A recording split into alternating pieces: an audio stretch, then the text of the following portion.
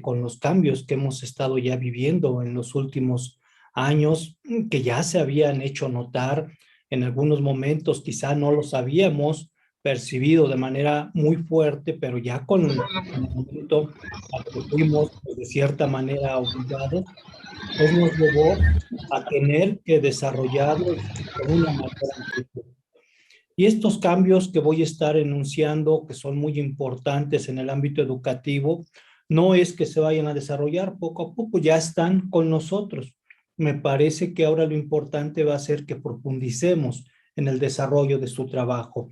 Algo que tenemos primero que dejar en claro es esta evolución que ha tenido la educación en, en todo lo que ha sido la historia del hombre. En un primer momento, pues la evolución que viene desde la educación tradicional, desde los orígenes importantes que tuvo el hombre, desde la forma como se enseñaban entre ellos o algunos mayores les enseñaban a los pequeños, ha venido trascendiendo una forma educativa muy fuerte, de la cual podemos decir todavía rescatamos muchas cosas, hasta más o menos el siglo XVI, siglo XVII, pero tenemos muchas grandes propuestas de trabajo didáctico. Tenemos, por ejemplo, lo que fue, perdón, la propuesta griega, todo el proceso de formación que se tuvo con la paideia, con el método socrático. También pues tendríamos de alguna manera toda la enseñanza judeocristiana con las analogías, las parábolas que manejaba Jesús al enseñar, Confucio y su propuesta también mediante diferentes analogías, ejemplos para la formación moral de los ciudadanos chinos. Y bueno, pues ya en el correr del tiempo también pues hemos rescatado algunas cosas importantes que son las que más nos han impactado, sobre todo con la escolástica, con la educación medieval, que de cierta manera es la que marcó un hito importante para nuestro trabajo en la actualidad. También tenemos ya después en el siglo XVII pues la apuesta de los grandes pedagogos que han iluminado nuestras prácticas como docentes, como de formación, como docentes, formadores, pues son los pedagogos los que nos han ilustrado, Rousseau, Pestalozzi, de Crowley, Herbart, etcétera, etcétera, todo, sobre todo de talla europea, que nos han venido mostrando los caminos para una mejor formación y que idearon sobre todo la forma de trabajar a partir de una relación establecida con nuestros estudiantes de manera directa.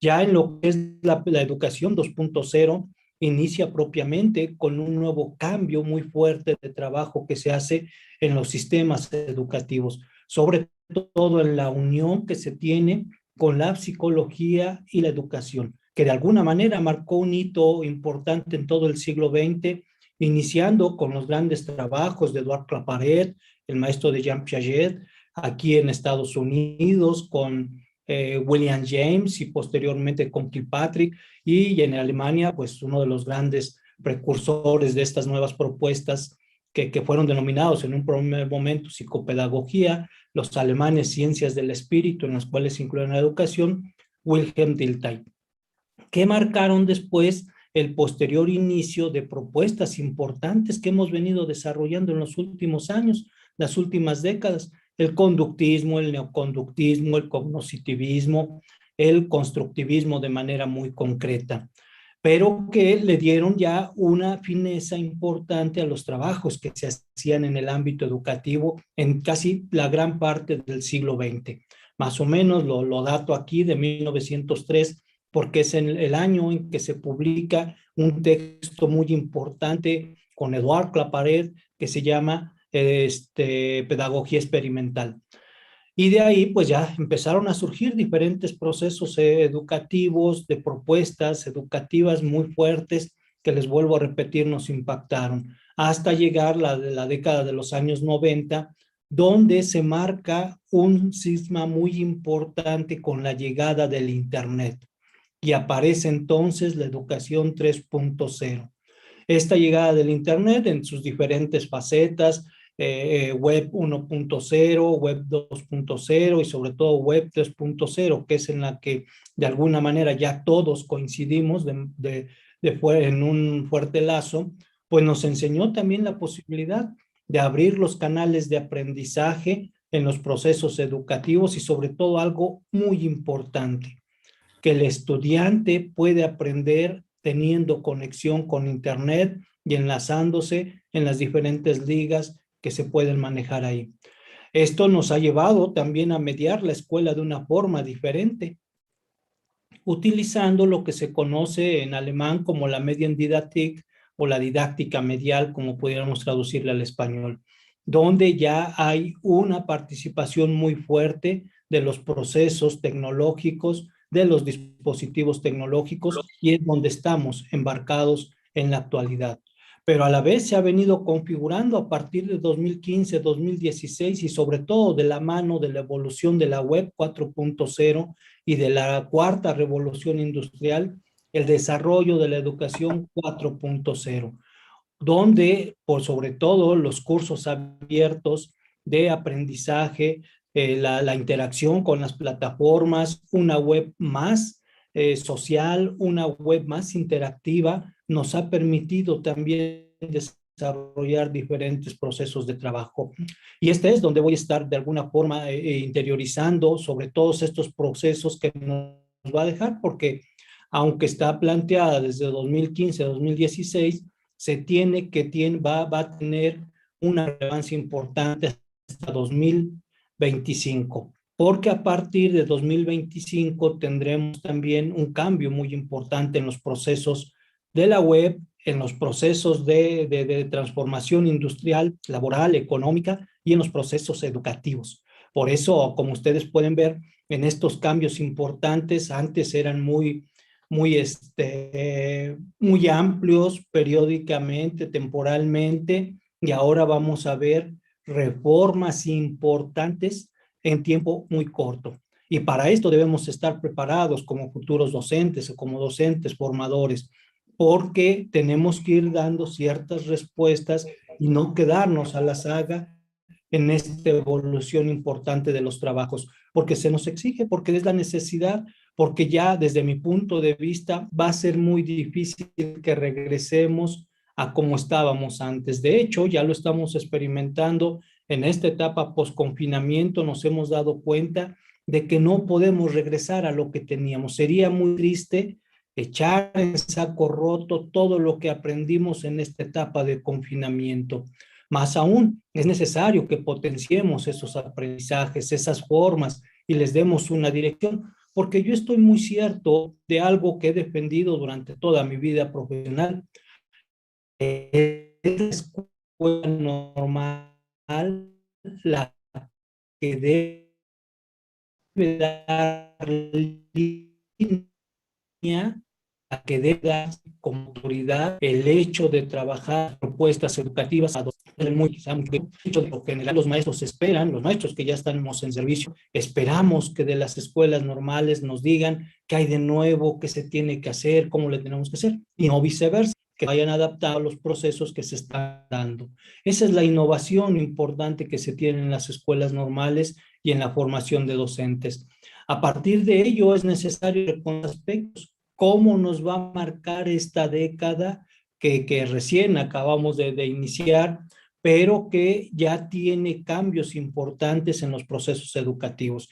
Y para ello voy a marcar 30 aspectos importantes que están dándole una forma diferente a la educación y que les decía, durante esta década mínimamente se esperan 2 reformas importantes en el ámbito educativo, en las formas de enseñar, en las formas de aprender.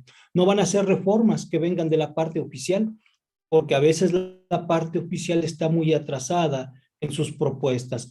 Van a ser reformas que la misma tecnología nos estará demandando. El día de ayer, y lo voy a comentar más tarde, el día de ayer se presentó una nueva forma de interacción importante en redes sociales y nos va a marcar, esta nos va a marcar, no es nueva, ya se venía desarrollando el metaverso, pero ayer Zuckerberg, el dueño de Facebook, hizo un anuncio muy importante.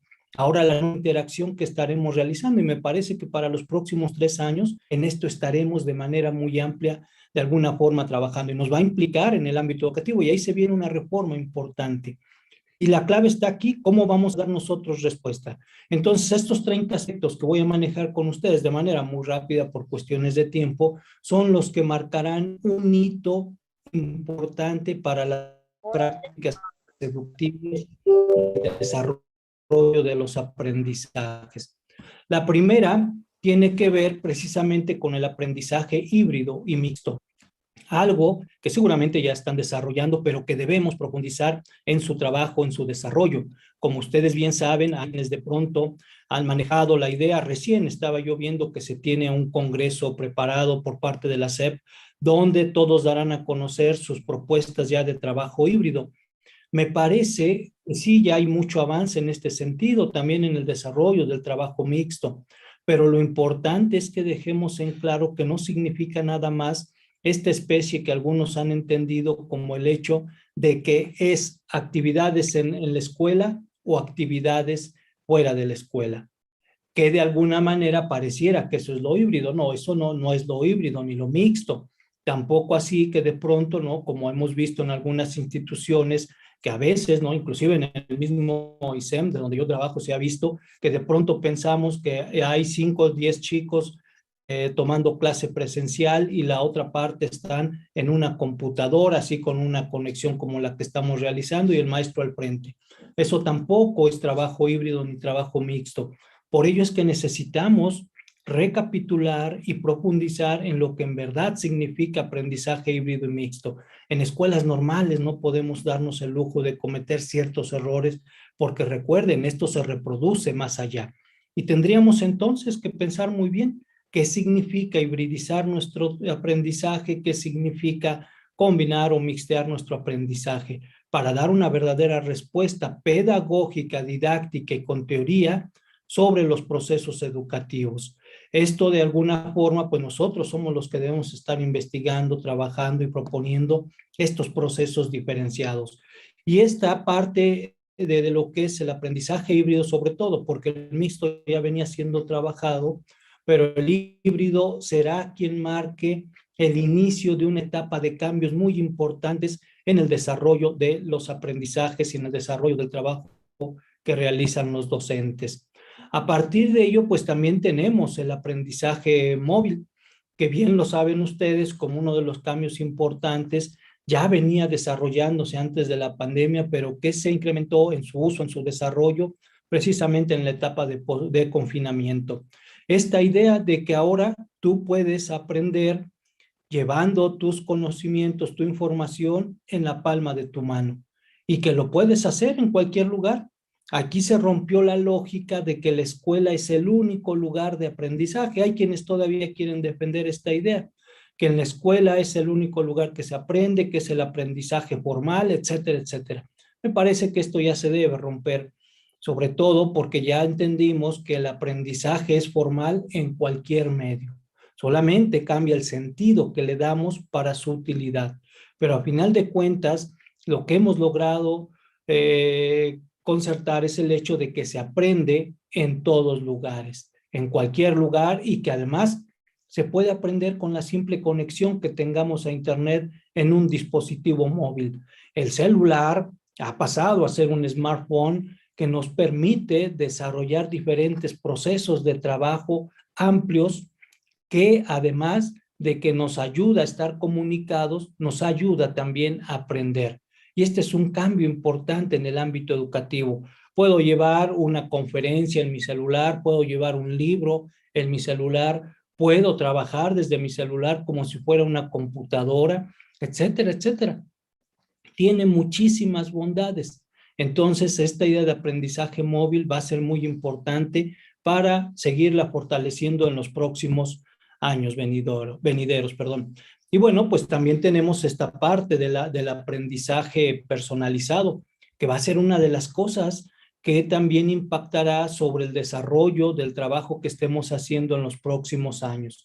De manera muy concreta, porque este aprendizaje personalizado es algo que también ya veníamos conociendo, no recién, este ya tiene un poco más de tiempo, pero de alguna manera la forma como la escuela está organizada a veces no nos los permitía. Pero ahora en tiempo de confinamiento nos vimos sobre todo caímos en cuenta de que hay una gran necesidad de desarrollar esta idea del aprendizaje personalizado. Personalizado no significa individualizado, porque algunos docentes, sobre todo en educación básica, en secundaria o a veces en preparatoria, pareciera ser que quieren entender la idea de personalizado como individualizado, y siempre surge la pregunta, ¿cómo le voy a hacer si tengo 50, 60 estudiantes? No, hay que entender muy bien esta idea de lo que es aprendizaje personalizado. Y como ahí la misma imagen lo viene manejando, lo importante es la interacción que podamos realizar con nuestros estudiantes en un uno a uno, pero también respetando la riqueza de su ritmo que lleve en el proceso de desarrollo de las temáticas, de sus aprendizajes, sin mediar ninguna imposición de tiempos, ¿no? A veces es muy triste todavía ver, por ejemplo, indiscutiblemente que se deben marcar límites, pero a veces en escuelas preparatorias, el nivel superior, es muy triste ver que de pronto se dice, la hora de entrega es esta y si no la entregas ya no vale tu producto. Entonces, no, aquí tenemos que ser más abiertos en los tiempos, tenemos que buscar otras posibilidades diferentes y la clave también, hacer conciencia con los estudiantes de que no dejar todo a la última hora. Esta asociación importante que se va a hacer con el docente, sobre todo partiendo en la idea de un aprendizaje personalizado, pero partiendo de las necesidades, preferencias y metas de los estudiantes. Durante todo lo que fue el siglo XX, se partió más bien de las necesidades, preferencias y metas u objetivos o aprendizajes esperados de otros, pero no de los estudiantes. Entonces ahora es necesario, si es que queremos en verdad lograr esta idea de un aprendizaje centrado en los estudiantes, retomar todos estos procesos.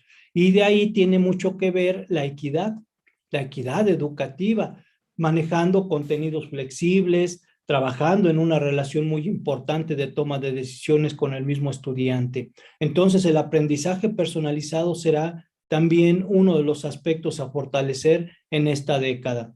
Después de ello, pues tendríamos todo esto que es el aprendizaje profundo. Como docentes, futuros docentes y también los que estamos en el ámbito de la docencia, no nos va a quedar otra. Tenemos que entrarle al terreno de la programación, al terreno del manejo de datos importantes. Y aquí, pues tenemos lo que de alguna manera estaré reflejando también más adelante, la relación que se va a establecer entre aprendizaje profundo, aprendizaje máquina, como le llaman algunos, o el machine learning, y la inteligencia artificial. No nos queda otra, no hay vuelta de hoja en ese sentido, y hay mucha evolución en estos procesos. Entonces, los docentes tenemos ya que entrarle a todos estos procesos de programación, que ya cuando seguramente ustedes lo empiecen a trabajar se van a dar cuenta que no es así como de pronto una cosa que no se pueda realizar, como buenos docentes lo tenemos que hacer, y sobre todo para que podamos ir trabajando esta idea del aprendizaje profundo en el sentido de entender en qué nos puede ayudar para nuestro proceso educativo, de tal manera que podamos a partir del aprendizaje profundo empezar a interactuar de una manera diferente con los procesos que se encuentran en la web. Muchos docentes a veces se quejan o se quejaban, espero que ya no se quejen, se quejaban de que, bueno, es que no le dejo tales tareas o tales trabajos a mis alumnos porque lo único que hacen es copiar y pegar. No era tanto el problema de los alumnos, era más bien la facilidad que le dábamos nosotros como docentes pidiendo cosas que los chicos iban a resolver de una manera rápida, de una manera inteligente, como el hecho de copiar y pegar. Aquí la clave entonces está proponer diferentes estrategias, experiencias que nos permitan sobre todo reafirmar que el aprendizaje profundo, el deep learning, como algunos le llaman, nos permita hacer esfuerzos significativos para desarrollar habilidades de comprensión profunda en nuestros estudiantes y que ya no los lleve solamente al copiar y pegar, sino que les permita ir más allá implementando diferentes niveles de aprendizaje, pero además relacionando ya no solamente la búsqueda en la web de ciertas temáticas, por ejemplo, sino también profundizando en su análisis en un paralelo importante que los lleve a los estudiantes a obtener mejor información, información de calidad, pero que de alguna forma les permita también desarrollar un aprendizaje a profundidad. Esa es la base del trabajo con el que estará constituido este proceso de desarrollo importante, desarrollando, como bien lo dice Vani, diferentes algoritmos de aprendizaje. Por ello es necesario que nosotros podamos redefinir el trabajo docente a partir de nuevos procesos de programación y de trabajo de desarrollo que pudiéramos lograr. Esa es la parte importante del deep learning con el cual estaríamos pues trabajando algunos elementos base de desarrollo para que podamos comprometer a nuestros estudiantes en tener un sentido diferente de lo que son las búsquedas en el Internet y de lo que es aprender a partir de la web. Porque si no estaríamos en lo que sería la educación 1.0 o lo que sería la web 1.0, una red nada más unidireccional donde el chico nada más obtiene información y ahora lo importante es hacerlos participar. Ese es el tercer aspecto. Un quinto aspecto, perdón, creo que me brinqué uno, ahorita lo reviso. Un quinto aspecto tiene que ver con la realidad virtual, mixta y aumentada. ¿Qué implica todo esto? Pues bueno, ya lo sabíamos, aquí la clave importante del trabajo es ahora darle cabida a estos procesos importantes de realidad virtual, mixta y aumentada, donde los chicos puedan ir en el asombro de encontrar cosas diferentes a lo que sería una realidad plana o bidimensional. ¿Qué implica? Empezar a trabajar con diferentes aplicaciones, atraer al aula todos estos procesos, por ejemplo, de realidad virtual que ya están ahí en la web. Ya podemos, por ejemplo, ver algunos videos con realidad virtual, en algunos momentos hasta aumentada. A veces pensamos que es muy difícil porque los estudiantes no tendrían posibilidad de tener unos lentes, pero tenemos experiencias muy importantes, por ejemplo, de una maestra de aquí de Sinacantepec en secundaria, que de pronto hace en sus temas de química para mostrar todos estos procesos en realidad aumentada, hace que sus estudiantes, y fíjense, y algo muy interesante, creativamente elaboren sus lentes para realidad virtual. En ese sentido, la clave está aquí en cómo los estudiantes con no más allá de 60 pesos pueden crear sus propios lentes para aprender química de una manera diferente. Y así también podemos tener, o las mismas escuelas pueden invertir con algunos Googles o lentes diferentes que permitan, por ejemplo, aquí como la niña lo está haciendo, ubicar ciertos aspectos importantes en un globo terráqueo, ubicar a lo mejor el sistema digestivo del cuerpo de manera aumentada o de manera virtual. Y esto es una de las cosas que debemos impulsar al menos los siguientes 2 años en el ámbito educativo. Una interacción diferente para seguir aprendiendo. Posteriormente, pues tendríamos esta propuesta importante de los procesos curriculares. Como docentes, todos lo sabemos, es una cuestión muy interesante. Como docentes en formación, como docentes, formadores, uno de los aspectos vitales que es, o de las competencias básicas que manejamos es el diseño curricular. Lamentablemente, desde 1990 a la fecha, ya vienen muchas de las propuestas curriculares definidas y esa habilidad se nos ha venido de desarrollar, quitando, mejor dicho, quitando porque ya nada más nos dedicamos a cumplir con un currículum prescriptivo, algo que no debiera ser, porque desde sus grandes precursores, sobre todo en la última etapa, desde Franklin Bobbitt, Charters, el mismo Ralph Tyler, Hilda Taba, todos ellos siempre hicieron una propuesta en la idea de que fueran los maestros quienes rediseñaran la propuesta curricular. Y un grave problema que tenemos en la actualidad es que los maestros ya nada más lo que hacemos es reproducir lo que otros hicieron y hacemos que los chicos, los estudiantes se adapten a eso que fue ideado en otro contexto, con otras formas y por gente que a lo mejor no conoce a nuestros estudiantes. Para ello es necesario rescatar esta habilidad de diseño curricular y con este sentido, ahora lo que viene es un currículum colaborativo. Es decir, si hay una propuesta curricular, replantearla, reformularla con la teoría curricular que conocen ustedes y llevarlo a cabo en la participación de estudiantes, de comunidad de padres de familia, porque ahora lo importante va a ser un currículum colaborativo considerando nuevamente las necesidades, intereses, metas que estén propuestas para los estudiantes y que ellos mismos puedan proponer. Esto implica a veces, pues ya dejar un poco el poder que teníamos pensando que nosotros éramos los únicos que podíamos hacerlo, ¿no? Tenemos ya que dar una participación porque también la propuesta curricular debe ya cambiar. Yo le apuesto y espero que a partir de 2024 estas propuestas curriculares, que ya hay muchas a nivel internacional, ya hay muchísimas aquí en México, ya hay nuevas propuestas importantes, sean más de tipo transversal, que ya no sean manejadas como se maneja por campos, por unidades, por núcleos, inclusive hasta por asignaturas, sino que en verdad se configure tal y como se aprenden las cosas de una forma transversal. Y algo importante que nos va a marcar muchísimo esta nueva propuesta, que también no es tan reciente, ya tiene más o menos unos 10, 12 años vigente, un currículum a la carta, donde podamos redefinir los procesos de trabajo de los estudiantes a partir de lo que ellos presentan como necesidad al momento de llegar a las escuelas normales. Por ejemplo, en nuestro caso, de pronto la nueva generación llegó y ya había un currículum que debe llevar. Ya había ya una cuestión prescriptiva de lo que tiene que desarrollar. Y no, ahora lo importante, muchas de las grandes universidades disruptivas arman las propuestas curriculares a partir de los chicos que llegan en ese momento, conociendo cuáles son sus aspiraciones, sus necesidades, sus intereses y dándole un sentido al fin educativo que se pretende en la misma universidad. Entonces, ahora sí, el currículum será bajo demanda, será a la carta.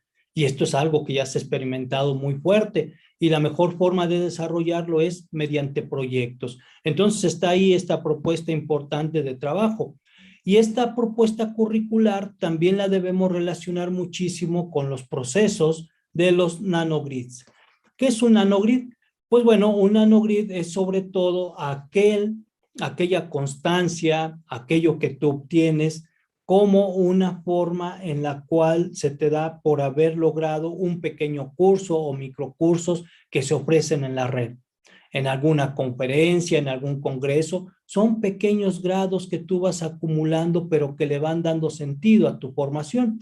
Y sobre todo con esta proliferación de cursos en las diferentes MOOC, porque ahí es donde precisamente se dan estos nanodegrees, tenemos la posibilidad de que los estudiantes obtengan muchos nanodegrees durante toda su formación y que no solamente piensen, perdón, que al egresar de la escuela normal tendrán su título, su certificado de estudios, ¿no?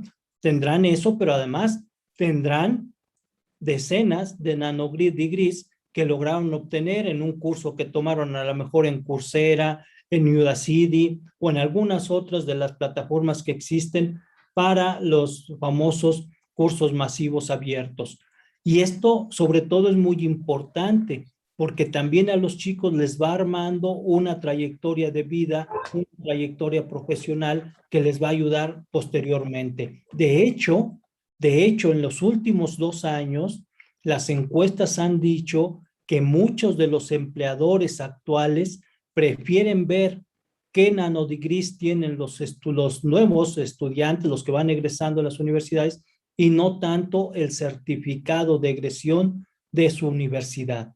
Entonces se le pone más atención. Tenemos el caso, por ejemplo, de un chico de allá de Tamaulipas, que seguramente ustedes por ahí lo trabajaron, lo analizaron, que de pronto en bachillerato, si no me recuerdo, es de un CBT, en este momento tiene casi 15 cursos tomados en grandes universidades, porque son cursos abiertos, cursos en algún momento hasta gratuitos, en grandes universidades como Harvard o el Instituto Tecnológico de Massachusetts.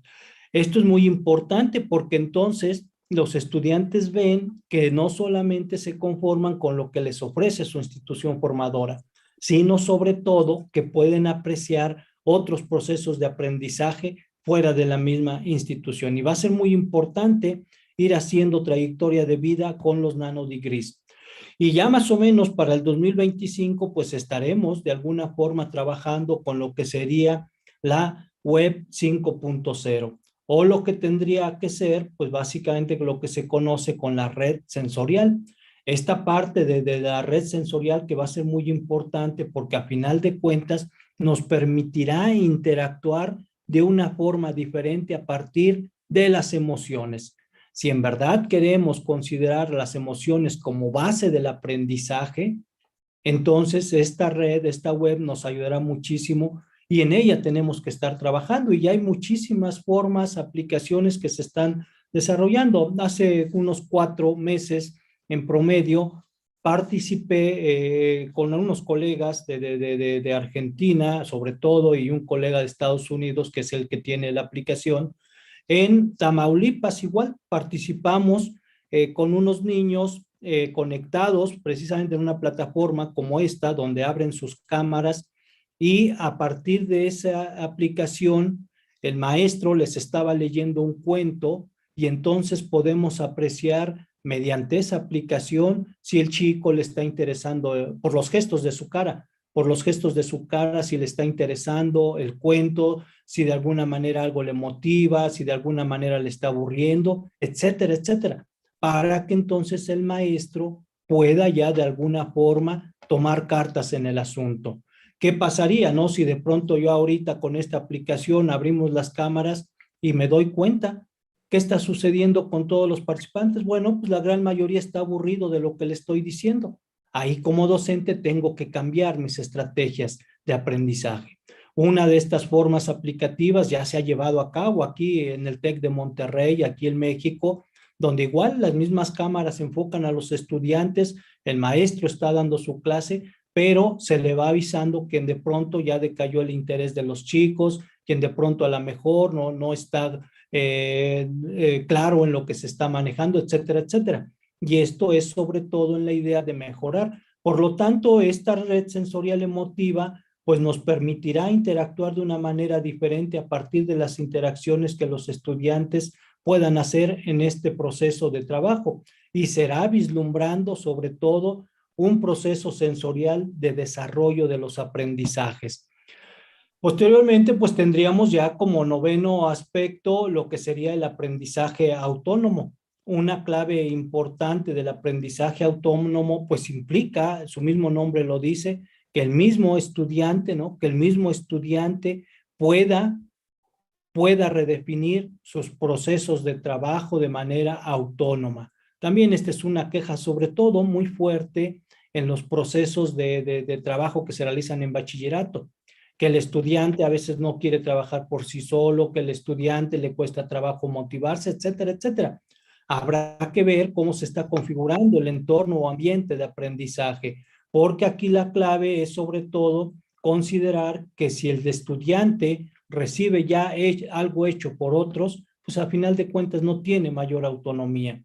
Entonces el aprendizaje autónomo debe partir desde el mismo hecho de que si es el sujeto el que va a conducir su propio proceso de aprendizaje, pues tiene que participar en definir, por ejemplo, qué va a aprender, cómo lo va a aprender y qué va a lograr con eso que se aprendió. Y esta es la base importante del fundamento que implica un aprendizaje autónomo, donde también el mismo chico que aprende es sujeto de un autoanálisis para ver su compromiso, su iniciativa compuesta en este aprendizaje autónomo. Y es lo que debe dar apertura.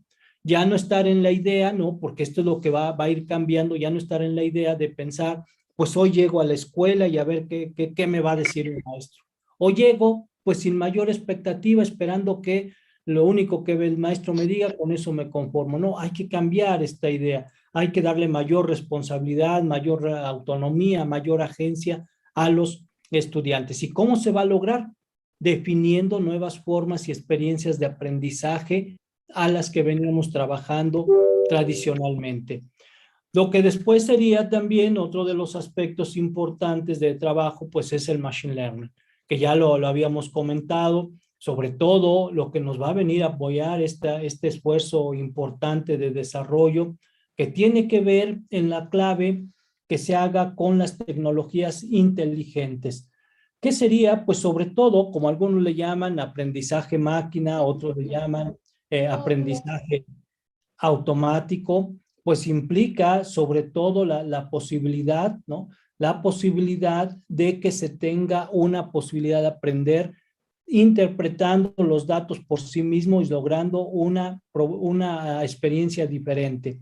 Sobre todo con todo lo que implicarían los algoritmos diferenciados de trabajo que permita trabajar a los estudiantes y a los maestros con un aprendizaje automático supervisado, con un no supervisado, semi-supervisado y de refuerzo. En la idea, por ejemplo, en el aprendizaje supervisado, de clasificar, diagnosticar, relacionar los diferentes procesos de trabajo que realizan los estudiantes para aprender, así como también ver en qué se les puede ayudar y cómo se les puede ayudar. Muchas de las plataformas en la actualidad que trabajamos, sea Teams, sea la de Google Classroom, alguna otra, Modo, etcétera, etcétera, tienen la posibilidad que con las analíticas que nos presentan podamos llevar a cabo un proceso inclusive de retroalimentación. Aquí la clave es siempre estar al pendiente de los datos que nos van arrojando las diferentes plataformas, porque con ellos podemos tomar ciertas decisiones e inclusive propiciar una retroalimentación importante de los aprendizajes para que posteriormente se lleve a cabo un aprendizaje no supervisado donde haya un sentido de significado comprensivo y sobre todo que se pueda llevar a cabo el desarrollo de trabajo con los estudiantes a partir de lo que ellos impliquen en su esfuerzo y sobre todo que les permita llevar a cabo este aprendizaje global. Esa es la idea del Machine Learning. La otra propuesta que ya la veníamos manejando de manera muy fuerte, pues es la inteligencia artificial. Esta ya les decía, nos va a marcar y va a existir un antes y un después de la implementación de la inteligencia artificial. Ya hay muchos sistemas educativos que lo están planteando, que lo están utilizando de manera muy amplia, sobre todo, por ejemplo, tenemos Finlandia. Finlandia, que ustedes bien saben, siempre va a la punta de lo que son los procesos innovadores de trabajo. Finlandia desde 2016 viene trabajando inteligencia artificial en algunas instituciones, sobre todo educación superior. Pero no conforme con ello, Finlandia inclusive ofrece cursos sobre inteligencia artificial para sus más de 5,5 millones de habitantes, no solamente para los docentes, para los estudiantes, no, toda la población puede trabajar, puede conocer qué es inteligencia artificial con los cursos que se abren en la red. Ahorita todavía estos cursos todavía están nada más traducidos al inglés, ¿no? Están en el finés y en el inglés, pero podemos de alguna manera acceder a ellos. Ya el idioma no es una limitante. Y con ello empezar a conocer desde las bases concretas de lo que es la inteligencia artificial hasta ver cómo va a impactar en la vida de los ciudadanos, que de hecho ya nos impacta. Nosotros trabajamos mucho con inteligencia artificial a utilizar nuestro celular para interactuar en las redes o para hacer algunos otros tipos de actividades. Entonces, esto va a ser una parte importante de desarrollo. Tenemos que ver cómo la inteligencia artificial nos va a ayudar. En estos momentos, otros países como China, China le está apostando muy fuerte a la inteligencia artificial para mejorar los procesos de aprendizaje de los estudiantes. Japón también inició hace un año con una propuesta interesante. Singapur, ni se diga, Nueva Zelanda, Australia. Y alguno pensaría, bueno, sí, pero son países desarrollados. Pues les tengo noticias. Etiopía, un país mucho más pobre y con menos recursos que nosotros, ha implementado ya en algunos centros escolares trabajo para los aprendizajes utilizando inteligencia artificial.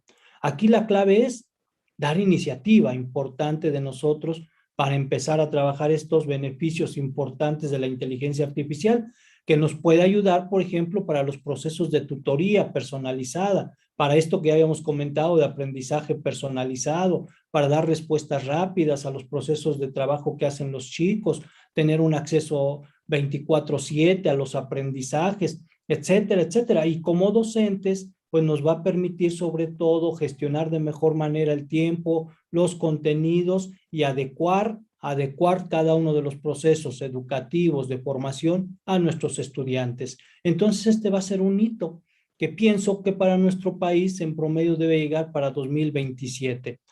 También, pues, hacernos de alguna forma amigos de los robots, ¿no? Amigos de los robots, que también no es una propuesta novedosa. Ya tenemos en el ámbito educativo muchas propuestas importantes de trabajar con robots como apoyos para el aprendizaje. Tenemos el famoso robot Einstein, ¿no? El robot Einstein que de alguna forma nos ha venido pues mostrando la posibilidad de que los niños, sobre todo los niños porque son los que más se pueden interesar, pero no significa que se limite a ellos, porque lo ven sobre todo como un ánimo de juego, los niños puedan desarrollar estos procesos de interacción con un robot que les ayude en una especie de tutoría o mentoría. Y que con estos avances de la inteligencia artificial de pronto nos van a apoyar muchísimo. Por ejemplo, si el chico está haciendo alguna tarea, si el chico necesita algún dato, pues inmediatamente le puede preguntar al robot y el robot le puede apoyar, le puede asesorar, le puede guiar o le puede dar inclusive hasta la respuesta. Entonces, esto nos va a replantear algo muy importante, ¿no? En las escuelas, sobre todo Finlandia, ahí tenemos la imagen, a ver si ahorita me acuerdo el nombre de este robot, pues ya se tienen estos robots en las aulas. A nivel personal, tú puedes comprar tu robot, antes eran muy caros, yo recuerdo que hace unos 8 años veía yo lo que costaba Einstein, y era en su etapa, podríamos decir, en su etapa inicial, y costaba en promedio $1,500. En la actualidad, pues han bajado sus costos y el robot Einstein, puedes conseguir un robot Einstein en un promedio de 2,500 pesos. Entonces, esto pues nos va a permitir sobre todo tener claridad de que aquí hay un uso potencial que podemos nosotros hacer con este tipo de robot que son importantes, sobre todo para iniciar un potencial aprendizaje o reforzamiento de los aprendizajes en el área educativa. Y más cuando estamos propiciando esta formación STEAM. Ya lo saben, ¿no? Que es una de las propuestas que se ha manejado. El Estado de México es territorio STEAM, que a lo mejor no se haya hecho mucho avance en él, pero precisamente el Estado de México es territorio STEAM, donde se va a impulsar la ciencia, la tecnología, la matemática, las artes con sentido humano. Y esto pues a nosotros nos lleve sobre todo propiciar un trabajo diferente con lo que sería el uso de los robots como apoyo. Es como apoyo. Y los chicos seguramente se podrán entretener. También pues está la otra propuesta del cambio importante que tendremos que realizar con el design thinking. Es decir, algo así que pudiéramos de alguna manera como referirlo, esta parte de un pensamiento de diseño que nos permita también entender cuáles son esos aspectos con los que nosotros pudiéramos trabajar de tal manera que surjan ideas innovadoras. Recuerden que ahora la escuela ya no solamente, bueno, más bien ya no debe estar en la idea de repetir, repetir como antes lo hacíamos, ¿no? El hecho de que yo te enseño esto y tú lo tienes que aprender para que después te lo voy a preguntar en un examen. No, ahora la idea del aprendizaje debe ser más abierto en la construcción de conocimientos, en la creación de nuevos conceptos, de ideas innovadoras y sobre todo que se propicie la solución a problemáticas concretas, a problemáticas reales. Y ahí trabajar con esto que es el design thinking nos permitirá sobre todo tener una nueva forma de comprensión y entendimiento de lo que significa aprender. Es decir, pensar como dicen desde las propuestas que se dice, pensar como lo harían los grandes creadores, los grandes diseñadores, para lograr implementar ciertos procesos de trabajo. Aquí, por ejemplo, la metodología basada en retos es base importante. Por ello es que vemos que es necesario ir cambiando nuestras propuestas metodológicas y darle paso a las pedagogías emergentes para que podamos rediseñar nuevos procesos de trabajo en la idea de que se pueda tener un proceso de desarrollo de los aprendizajes, no nada más de tipo comprensivo, sino sobre todo un proceso de aprendizaje de tipo creativo. Ese sería el 13, el 14 estaría más de la mano de este tipo de design thinking, en el sentido de la creatividad, que con ustedes pues hemos trabajado, tomamos un curso rápido sobre lo que es la creatividad, en la idea de ir proponiendo cosas diferentes, cosas innovadoras. En la actualidad, ¿no? En la actualidad tenemos que buscar nuevas formas de trabajo. Tenemos ahorita pues las propuestas que se tienen con muchos, ¿no? Muchos de nuestros chicos que han propiciado diferentes procesos de trabajo creativo. Ahí estaría una parte. También pues estaría la potenciación de lo que son las famosas habilidades o competencias blandas, cómo las vamos a ir propiciando. Ya vimos la importancia que tienen muchas competencias blandas ahora en el confinamiento, entonces, ¿cómo las vamos a ir renovando? ¿Cómo las vamos a ir trabajando? La 16, ya voy cerrando por cuestiones de tiempo, en 5 minutos espero abarcar las otras. El aprendizaje transformativo. ¿Cómo deberemos llevar a un proceso de aprendizaje transformativo que no implique nada más pensar el hecho de que el chico aprende para la escuela, sino sobre todo que aprende para transformar su entorno y transformarse en él? Y esto implica en el punto 17 crear redes de aprendizaje. Y creo que eso ya lo están haciendo ustedes. Ya tenemos que las escuelas normales se unen con otras de otro país, de aquí de otros estados. Ahora es importante que los estudiantes aprendan a unirse con otros estudiantes, inclusive que Esa hablen. perra mamada aquí se pisó. La parte también importante que se debe trabajar es la neuroeducación. Esta es otra de las grandes reformas educativas que se darán en esta década. Volver a retomar la idea de la neurociencia para apoyarnos en los procesos educativos, conociendo cómo funciona, conociendo cómo trabaja el cerebro y a partir de ahí propiciar los aprendizajes. Nunca va a estar de más el trabajo que se haga con las personas, sobre todo en el cuidado del bienestar, salud y cuidado del planeta, que esto es algo muy importante. Hace 2 semanas iniciamos una red verde, precisamente para que desde las escuelas impulsemos el cuidado del planeta, el cuidado de los niños. Y esta red verde, que ya la constituimos por diferentes países, en promedio ya tenemos 18 países, la estamos impulsando desde aquí de México. Educa Verde le llamamos en algún eslogan, porque lo importante es el cuidado del planeta con tanto daño que se le ha hecho. Y bueno, pues una clave también importante que vamos a tener que trabajar, pues es esta idea de la inclusión y la diversidad. ¿Cómo estaremos desarrollando nuestros procesos de inclusión y diversidad para que todos tengan la posibilidad de aprender y desarrollarse de una manera plena? También esta década llegará a nuestras escuelas el Internet de las cosas. Ya seguramente algunos de nosotros o muchos, no lo sé, ya tenemos Internet de las cosas en nuestras casas. Una bocina inteligente, un foco inteligente, etcétera, etcétera. Pues en las escuelas también se va a potenciar el Internet de las cosas. Ya no solamente va a ser el proyector de acetatos, el famoso cañón, como le conocíamos, sino ahora se le dará cabida a otros dispositivos importantes para trabajar, inclusive ya no solamente con la escritura, sino hasta con voz, comandos de voz que nos permitan la docencia hologramática, que también tiene mucho que ver en los procesos de transformación, cómo la misma escuela se va a tener que transformar para dar cuenta de estos procesos hologramáticos. El TEC de Monterrey ya lo ha realizado con mucho éxito en sus escuelas aquí en México. Aunque ahorita la tecnología es un tanto cara, yo estoy seguro que los precios van a ir bajando poco a poco y llegará el momento en que con un dispositivo pequeño tú puedes llevar tus clases en donde te encuentres y en el momento que tú lo decidas. Y bueno, pues nunca estará de más seguir dándole paso a lo que es el e-learning. La educación en línea es lo que seguirá manteniéndose durante esta década, al menos hasta el 2028, y va a ser muy importante porque hemos aprendido que también uno puede desarrollar sus procesos de aprendizaje durante lo que sería el trabajo fuera de la escuela.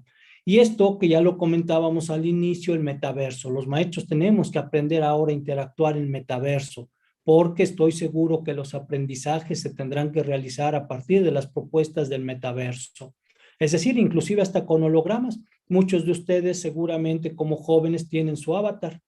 Pues ahora lo importante es interactuar con sus avatars en otras dimensiones. Y les decía, el día de ayer, Mark Zuckerberg planteaba ya la transformación que va a hacer de sus empresas con metaverso. Entonces, si ahorita en Facebook interactuábamos utilizando la web 3.0 y en algún momento la web 2.0, seguramente en los próximos 2 años interactuaremos con metaverso, que va a ser muy importante y esto tenemos nosotros que redefinirlo. No olvidar nunca pues la conciencia del ser. La idea de que nos formamos para ser trascendentales, para ser diferentes y sobre todo para mejorarnos y para mejorar el bienestar de los otros.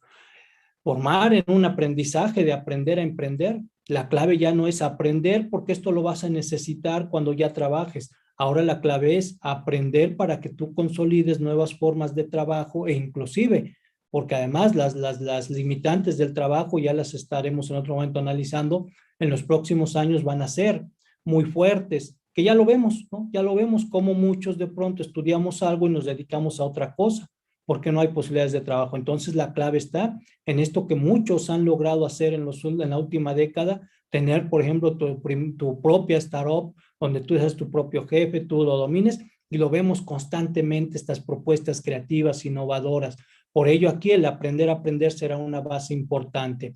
Y propiciar una escuela disruptiva, que ya les decía, escuelas que cambien la dinámica de lo que venimos considerando como un proceso escolarizado, como un proceso de organización escolar, y que hay otro tipo de escuelas completamente diferentes y que no es nuevo tampoco, ya se vienen desarrollando y cada día se van potenciando más y más escuelas abiertas, flexibles, disruptivas, que permiten una mayor integración de los aprendizajes con lo social y con lo laboral.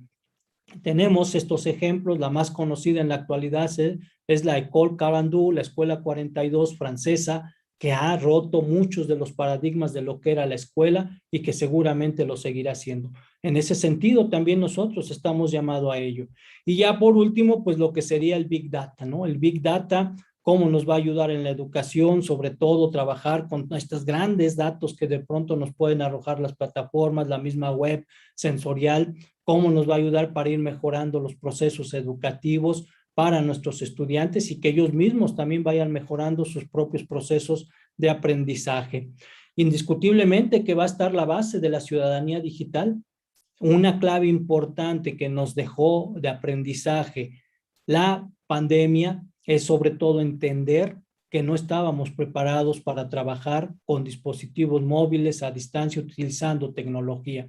Y a nosotros como docentes, formadores de docentes, escuelas normales, nos corresponde trabajar todos estos aspectos, porque los chicos sí saben manejar sus celulares, sus dispositivos, pero para socializar.